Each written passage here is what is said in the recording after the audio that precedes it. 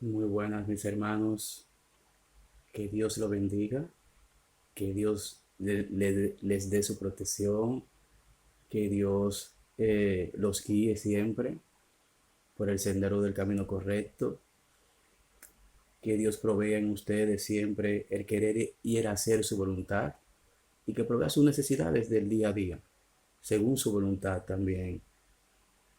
Que Dios le dé paz y sabiduría para guiar a esos hombres que son cabeza de familia, a sus familias, su esposa e hijos. El mensaje bíblico de la divina y sagrada palabra de Dios,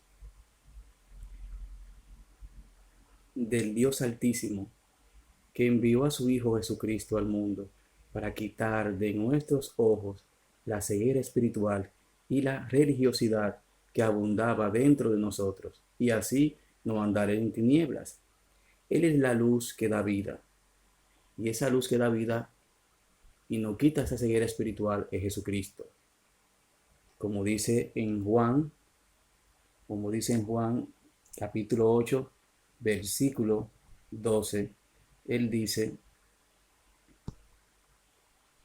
yo soy la luz del mundo, yo soy la luz del mundo. Si ustedes me siguen, no tendrán que andar en la oscuridad, porque tendrán la luz que lleva a la vida. Como dije, él es la luz que nos lleva a la vida, Él es la luz que alumbra el camino por donde nosotros pisamos para no tropezar con aquello que a Dios no le agrada. He titulado el mensaje de hoy, Un encuentro con Jesucristo. Un encuentro con Jesucristo. Y ese encuentro, vamos a tomar de ejemplo el encuentro que tuvo Pablo en el libro de Hechos, capítulo 9, del 1 al 8. Pero vamos a hablar un poquito de Pablo, un poquito breve, de donde él nació, a la edad que llegó a Jerusalén, y quién lo discipuló a Pablo. Pablo o Saulo, su nombre Saulo se dice que fue en conmemoración al primer rey de la tribu de Benjamín, que fue Saúl. Nació entre los años 5 y 10 de nuestra era cristiana, es decir, después de Cristo, en Tarso, de la región de Cilicia, en la costa sur del Asia Menor, lo que en la actualidad es Turquía, mis hermanos. Pablo no nació en territorio israelí. Pablo nació lo que actualmente es Turquía, pero esa zona geográfica en aquellos tiempos era conquistada por Roma y pertenecía a Roma. Entonces, todo el que nacía en ese territorio, en esa zona geográfica, tenía nacionalidad romana. Por eso Pablo, cuando estuvo perseguido por los judíos, en un momento determinado dijo que era de nacionalidad romana, era ciudadano romano. Proseguimos. Pablo provenía de una familia pudiente, lo cual se dedicaba a la artesanía. Pablo, que pertenecía a la tribu de Benjamín, fue enviado a Jerusalén a la edad de 15 años, donde fue discipulado por un maestro fariseo que se llama Gamaliel, quien le enseñó todo acerca de la Torá, es decir, la ley judía, los 5 libros primero de la Biblia. Este hombre Gamaliel sale en el capítulo 5 del libro de Hechos, versículos 34 y 39, que expuso ahí, es como fue una intercesión de él, porque por eso que él habló ahí, los fariseos se calmaron por un momento y dejaron a los discípulos de Jesús tranquilos. Seguimos. Pablo, a pesar de que era un hombre que sabía de la ley, pero vivía ciego porque no aceptaba las promesas del nuevo pacto y a las promesas que Dios había dado al pueblo de Israel por medio de sus profetas de que el Mesías tenía que venir al mundo. Sabemos que muchos hombres de Dios hablaron de que el Mesías tenía que venir. Deuteronomio capítulo 18, Moisés habla de eso, versículo 19. En 2 de Samuel, capítulo 7, del 13 al 16 vemos el pacto que Dios hace con David de que el Mesías iba a salir de él, de la tribu de Judá, de él, de, de la descendencia de David. Jeremías capítulo 23, 5 y 10 habla de un rey que tiene que venir y reinar. Y en Isaías capítulo 9, versículos 6 y 7 nos dice: porque un niño no es nacido, un hijo no es dado, y el dominio estará sobre sus hombros. Se llamará su nombre admirable, consejero, Dios fuerte, Padre eterno, príncipe de paz. Lo dilatado de su dominio y la paz no tendrán fin sobre el trono de David y sobre su reino, para afirmarlo y fortalecerlo con derecho y con justicia, desde ahora y para siempre. El celo del Señor de los ejércitos para esto. Todo esto Pablo lo ignoraba por estar errado en la ley judía, lo cual la misma ley hablaba de Cristo, hablaba de un Mesías que tenía que venir. Y lo vemos en Deuteronomio, que pertenece a la ley. Moisés lo había dicho. En Número podemos encontrar también Balaán, el falso profeta, habla de que Jacob, de Jacob venía un cetro que iba a reinar también. En Génesis, en Éxodo podemos encontrar de que el Mesías tenía que venir. Lo que pasa es que lamentablemente ellos estaban ciegos. Pablo era uno de esos fariseos que estaba ciego.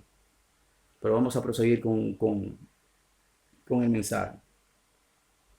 También Pablo fue partícipe, también estuvo ahí cuando a Esteban le dieron muerte. Fue lapidado por aquellos judíos de aquellos tiempos. Pablo sostuvo en su mano la ropa de aquellos asesinos. Y eso lo podemos ver en Hechos capítulo 7, versículo 58. En Filipenses y en Timoteo, Pablo dice que perseguía a la iglesia, pero la gracia de Dios abundó. Y no quiere enseñar esos versículos. ¿Qué no quiere enseñar? Esos versículos donde Pablo habla que él perseguía a la iglesia por su celo, por su ignorancia, por amor a la ley, él perseguía al cuerpo de Cristo. Pero él dice también ahí mismo que Dios tuvo misericordia, tuvo gracia y lo eligió a él para un ministerio, el cual lo llevó fielmente Pablo. ¿Y qué nos quiere decir en Filipenses capítulo 3 del 5 al 8 y 1 Timoteo capítulo 1 del 12 al 14? Que Dios es lleno de misericordia, de amor, que su gracia abunda, y que Pablo es el vivo ejemplo, es un vivo ejemplo de que Cristo es el único camino que te lleva a la vida, que te quita esa ceguera que tiene espiritual y también terrenal.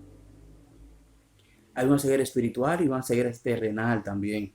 La ceguera terrenal es cuando tú vives atado a los placeres de este mundo. La espiritual es cuando tú aborreces el evangelio de Dios. Cuando tú aborreces lo que Dios ha decretado. Y cuando eres un religioso que todo lo critica, pero tú haces eso que tú criticas de tu hermano. Eres muy legalista y a la vez también eres muy permisivo. Entonces, esa religiosidad, solamente Cristo te la quita de los ojos. Y vamos a ver, hay un pasaje en Juan capítulo 9, Juan 9, que lo podemos ver del 1 al 7 y del 35 al 41. Cuando Jesús caminaba, había un hombre que estaba ciego. Y sus discípulos le preguntaron, ¿quién pecó, él o sus padres? Jesús le dijo, ni él ni sus padres pecaron. Y Jesús les dice, En él hoy se va a demostrar el poder de Dios. Escupe saliva, le unta los ojos y lo envía a un estanque que se llamaba Siloé, que significa enviado. El hombre fue, mis hermanos. ¿Por qué? Él tuvo fe en esa palabra que salía de Jesucristo. Él no dudó ni titubeó, él tuvo fe, se paró y fue a lavarse y fue sanado de esa ceguera. Al escuchar esto, los fariseos se lo llevaron a la sinagoga, lo interrogaron y al poder y al saber que no podían manipularlo, lo echaron de la sinagoga. Jesucristo se dio cuenta de lo que hicieron con él y se encontró con él y le preguntó, ¿crees en el Hijo del Hombre? Él le dijo, ¿quién es para creer en él? Jesús le dice, soy yo quien te está hablando. Él se postró a Cristo y adoró a Cristo. Y Jesucristo le dice, yo vine a este mundo a dar la vista a aquellos que no pueden ver y quitar la vista a aquellos que dicen que ven. Unos fariseos que estaban ahí escucharon, se, como que se enfurecieron y le dijeron, nosotros que somos rectos y vemos, estamos en pecado, como quien dice. Jesús les dice, si ustedes estuvieran ciegos, estuvieran sin pecado. Pero decir que vemos, el pecado permanece. ¿Por qué? ¿Qué no quiere enseñar Jesús? Que ese ciego que no veía, que su ceguera no era porque había pecado, ni él ni sus padres, sino quería demostrar el poder de Dios que estaba en Cristo y hacer la obra de Dios aquí en la tierra. Los fariseos lo rechazaban. Mas sin embargo ese hombre, en escuchar la voz de Cristo, tuvo fe y se paró. Sin embargo los fariseos, aun sabiendo que Jesucristo había curado de la ceguera a ese hombre, no creyeron ni en esa obra ni en ninguna obra. Así estaba Pablo también antes de conocer a Cristo y así estábamos nosotros también antes de conocer a Cristo. Éramos ciegos. Y Cristo nos quita esa ceguera cuando le conocemos a Él y ya miramos la vida de otra manera.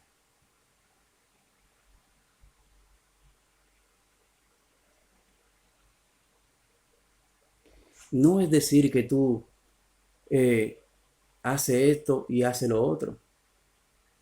Es obedecer a lo que Dios ha decretado.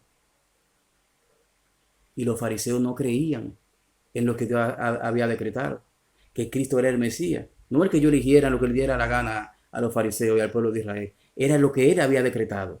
Lo que Dios decretó, el hombre no puede cambiarlo. Y él quería que fuera Cristo, ese hombre que él envió, que fuera el Salvador de los hombres. Que nos quitara la esclavitud del pecado. Que nos liberara de las tinieblas. Que quitara la ceguera espiritual y la ceguera terrenal que había en nosotros. Solamente Jesucristo, porque Jesucristo es Dios encarnado en un hombre. Cosa que los fariseos no querían entender, porque decían, este hombre viene de Galilea no puede venir nada bueno. Pero ¿quién eres tú para decidir lo que Dios ha decidido hacer?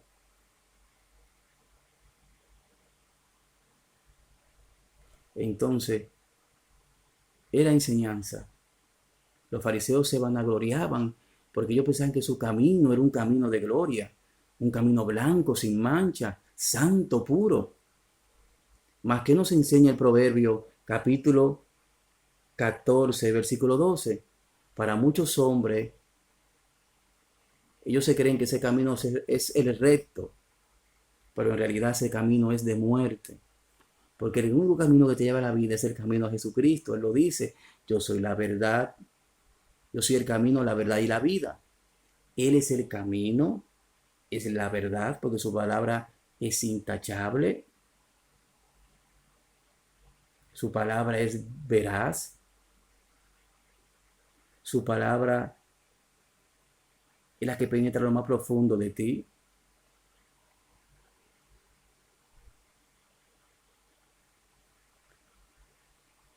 Y cambia tu forma de pensar. Y es el que te lleva a la presencia del Padre, es Jesucristo. No hay otro. No hay otro.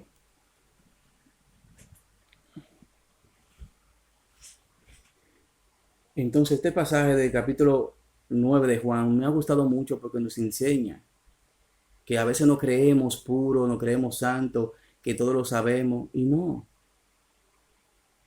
Dios quiere que Jesús nos quiere enseñar es la obediencia, la fe que debemos de tener en Él. Cosa que Pablo al principio no la tuvo. No la tuvo.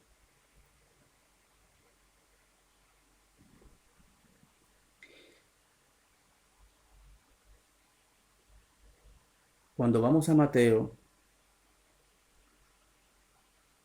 vamos a ver cómo Jesús le llama a muchos fariseos. Mateo 23, versículo, vamos a empezar por el versículo 16. Jesús le llama guías ciegos. Mateo 23, 16, guías ciegos, ciegos tontos, versículo 17. ¿Qué ciegos son? Versículo 19. Guías ciegos, de nuevo, porque ellos se afanaban procuraban no que un mosquito no se colara en el agua y ellos tragárselo. Sin embargo, se comían un camello, lo cual sí estaba prohibido por Dios en el libro de la ley. En el libro de Levítico, capítulo 11, está prohibido comer camello porque era un animal impuro. Mas, sin embargo, ellos se lo comían. Jesús le dice, por eso le dice hipócritas que son. Falsos, sepulcros blanqueados. De que aman la ley, pero no lo obedecen de ninguna manera. Se adueñaban de las casas de las viudas, esos hombres fariseos. Mas Dios decía en su palabra que a las viudas y a los huérfanos y a los extranjeros lo trataran con amabilidad. No hicieran de ellos estropajo. Y eso hacían los fariseos. Por eso le llama ciegos tontos, hipócritas. Y en el 26 del 23 le dice fariseos ciegos. Primero lava el interior de la taza, quiere decir tu cuerpo, y del plato. Y entonces el exterior también quedará limpio. Dios quiere que nosotros limpiemos nuestro interior, que esté totalmente limpio por dentro. Mas, sin embargo, muchas personas vivimos con ese espíritu de fariseo. En alguna ocasión, hasta yo lo he hecho, pero pido perdón. Señor, no. No puedo actuar así. Primero tenemos que lavar por dentro nuestro ser. Y después que lo de afuera resplandezca. Pero si lo de adentro está podrido y lo de afuera resplandece, soy un hipócrita. Y eso es lo que hacían los fariseos. Por eso le llama sepulcros blanqueados. Huesos muertos, llenos de intemperancia y de corrupción. Todo eso le decía Jesús a los fariseos. Y Pablo lamentablemente estaba caminando así. Pero abundó la gracia de Dios. Pablo fue uno en 1,000,000. Pablo fue uno en 1,000,000. Ahora bien, para terminar, vamos a ver la conversión de Pablo, que no se me ha olvidado, hermanos. Vamos al capítulo 9. Capítulo 9, del 1 al 8. Aquí vemos que Pablo le pide a los fariseos carta para ir a Damasco a perseguir a los cristianos y llevarlo encadenado a Jerusalén. Pero vemos que Jesús se le aparece, esa luz se le aparece a él. ¿Qué dice Pablo? ¿Qué quiere, Señor? Soy yo, Pablo, a quien tú persigues. Y Jesús lo deja ciego. Ahora lo deja naturalmente ciego. Como en el capítulo 9 estaba el hombre ciego, ahora Jesús lo deja naturalmente ciego. Estaba espiritualmente ciego, Pablo, pero ahora lo deja ciego naturalmente. Para que él entienda en la condición que él estaba cuando lo perseguía, ciego. Dice que al tercer día, él envió a un hombre de Dios que pertenecía al cuerpo de Cristo, a la iglesia, llamado Ananías. Y Ananías le pone la mano en los ojos y se cura de la ceguera. Pablo acepta a Cristo y es bautizado. Al tercer día, Jesús resucitó para que nosotros tuviéramos esa promesa de como Él así resucitó, también lo que creemos en Él, vamos a resucitar también. Jesús al tercer día resucitó por un propósito, para que el mundo cree en Él y sea salvo. Y que hay vida después de la muerte en este mundo, y es en Cristo.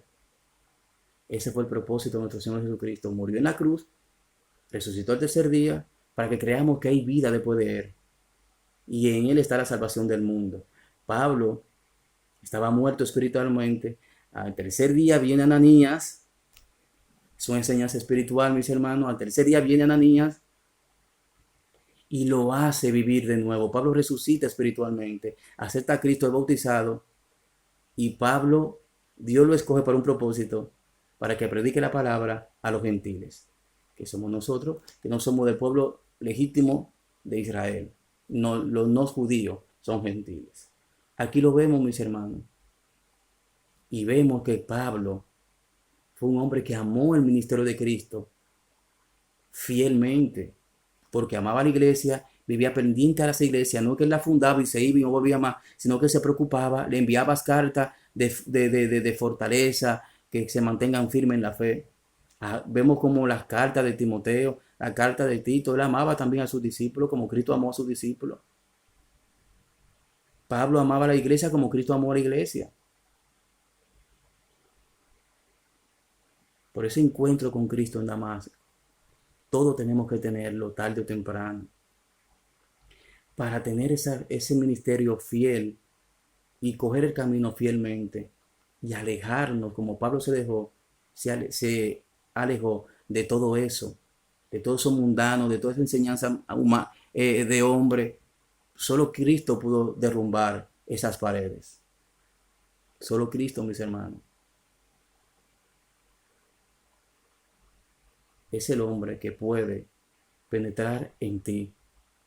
Y vamos a verlo por último en Hebreos capítulo 12.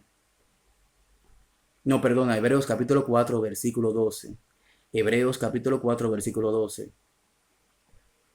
Dice, porque la palabra de Dios es viva y eficaz, y más penetrante que toda espada de dos filos. Penetra hasta partir el alma y el espíritu, las coyunturas y los tuétanos, y discierne los pensamientos y las intenciones del corazón. Esa palabra que penetra al fin, allá hasta lo profundo de ti, es mi Señor Jesucristo por medio de su evangelio. Él es el poder que cambia a los hombres, así como Él cambió el corazón de Pablo, su mentalidad, quitó la ceguera de sus ojos. También Él la puede hacer por ti. Y tenemos que tener cuidado nosotros, los que somos, ya que pertenecemos a Cristo, de no caer en ese espíritu de fariseo, de no creernos que nos sabemos todo y que somos puros por nuestro propio mérito. No, Cristo es que nos da la santificación, la justificación, la santificación, y llegamos a la glorificación cuando Él venga por nosotros. Que Dios te lo bendiga, muchas bendiciones y paz en el nombre de Jesucristo. Y acuérdate que solo en Cristo hay vida eterna. Amén.